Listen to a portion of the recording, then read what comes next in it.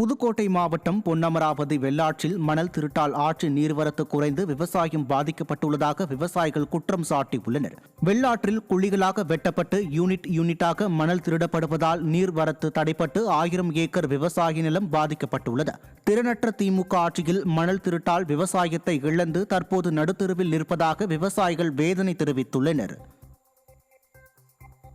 செங்கல்பட்டு ஆட்சியர் அலுவலகத்தில் நடைபெற்ற விவசாயிகள் குறைதீர் கூட்டத்தை புறக்கணித்து விவசாயிகள் வெளிநடப்பு செய்தனர். கூட்டத்தில் பல்வேறு பகுதிகளைச் சேர்ந்த விவசாயிகள் பங்கேற்ற நிலையில் மத்திய நுகர்பொருள் வாணிப கழகத்தில் கடந்த 5 மாதங்களுக்கு முன்பு நெல் கொள்முதல் செய்யப்பட்ட நிலையில் சுமார் 28 விவசாயிகளுக்கு 3 கோடி ரூபாய் வரை நிலுவையில் உள்ளதை விவசாயிகள் சுட்டிக்காட்டினர். மேலும் அவர்களிடம் இருந்து கொள்முதல் செய்யப்பட்ட நெல்லுக்கான நிலுவைத் தொகை வழங்கப்படாததை கண்டித்து பலமுறை மாவட்ட ஆட்சியரிடம் மனு அளித்தும் எந்த நடவடிக்கையும் எடுக்கப்படவில்லை என குற்றம் சாட்டிய விவசாயிகள் குறைதீர் கூட்டத்தை புறக்கணித்து வெளிநடப்பு செய்தனர்.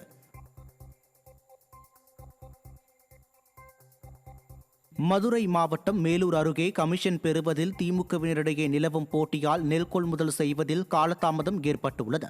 கொட்டக்குடி மற்றும் அதன் சுற்றுவட்டார கிராமங்களில் நெல் ஒரு மூட்டைக்கு 40 கிலோ 400 கிராம் என அரசு நிர்ணயம் செய்துள்ள நிலையில் 42 கிலோ நெல் வைக்கவும் ஒரு மூட்டைக்கு 55 ரூபாய் கமிஷன் அளிக்க திமுகவினர் நிர்பந்திப்பதாக குற்றச்சாட்டு எழுந்துள்ளது.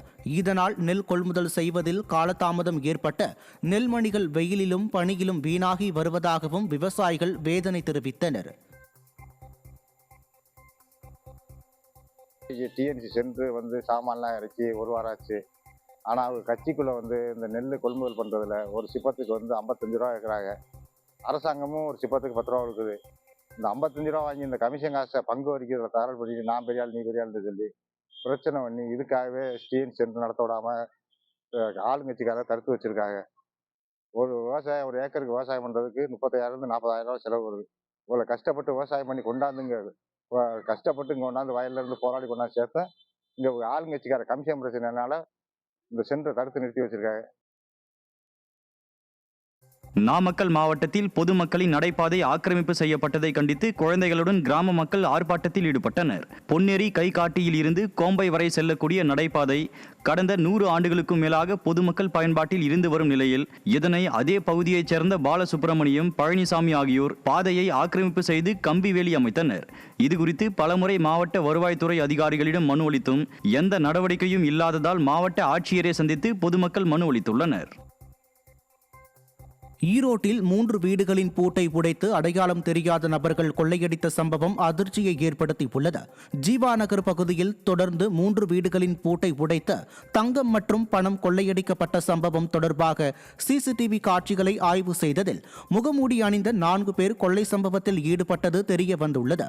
விடியாத திமுக ஆட்சியில் செயலிழந்த ஏவல் துறையினரால் திருட்டு சம்பவங்கள் அதிகரித்து வருவதாக மக்கள் குற்றம் சாட்டினர்.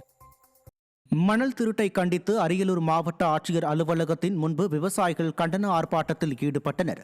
ஏரிகளில் மண் திருடப்படுவதால் நீர்மட்டம் வெகுவாக குறைந்து விவசாயம் செய்ய முடியாத சூழல் ஏற்பட்டுள்ளதாக விவசாயிகள் வேதனை தெரிவித்துள்ளனர். திமுக அரசின் அலட்சியத்தால் தங்கள் வாழ்வாதாரத்தை இழந்து தவிப்பதாக கூறி ஆட்சியர் அலுவலகம் முன்பு விவசாயிகள் கண்டன கோஷங்களை எழுப்பினர். காஞ்சிபுரம் மாவட்டம் குன்றத்தூர் தாலுகா அலுவலகத்தை இலவச வீட்டுமனை கிடைக்காத விரக்தியில் ஆதி திராவிடர் மக்கள் முற்றுகையிட்டதால் பரபரப்பு ஏற்பட்டது. திமுக ஆட்சிக்கு 4.5 ஆண்டுகளை கடந்தும் தேர்தல் வாக்குறுதியான இலவச வீட்டுமனையை இதுவரை வழங்கவில்லை என ஆதி திராவிடர் மக்கள் குற்றம் சாட்டியுள்ளனர். விரைவில் இலவச வீட்டுமனை அளிக்காவிட்டால் போராட்டம் பெருமளவில் வெடிக்கும் என்றும் அவர்கள் அரசுக்கு எச்சரிக்கை விடுத்துள்ளனர்.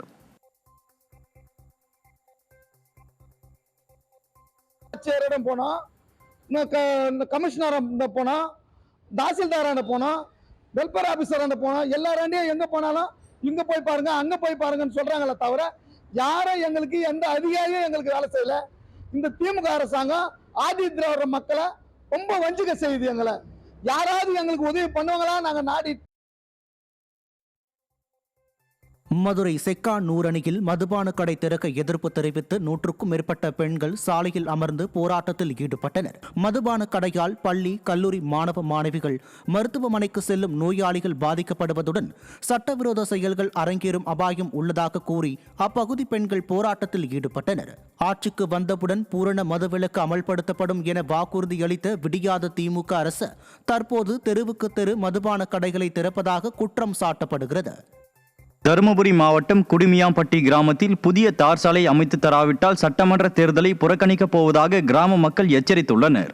குடுமியாம்பட்டி பகுதியில் புதிய தார் சாலை அமைக்க விடாமல் தனி நபர்கள் சிலர் தடுத்து வருவதாகவும், இதுகுறித்து விடியாத அரசின் முதலமைச்சர், மாவட்ட ஆட்சியர் மற்றும் கோட்டாட்சியர் ஆகியோரிடம் புகார் மனு அளித்தும் இதுவரை எந்த நடவடிக்கையும் எடுக்கப்படவில்லை என்றும் அப்பகுதி மக்கள் குற்றம் சாட்டியுள்ளனர்.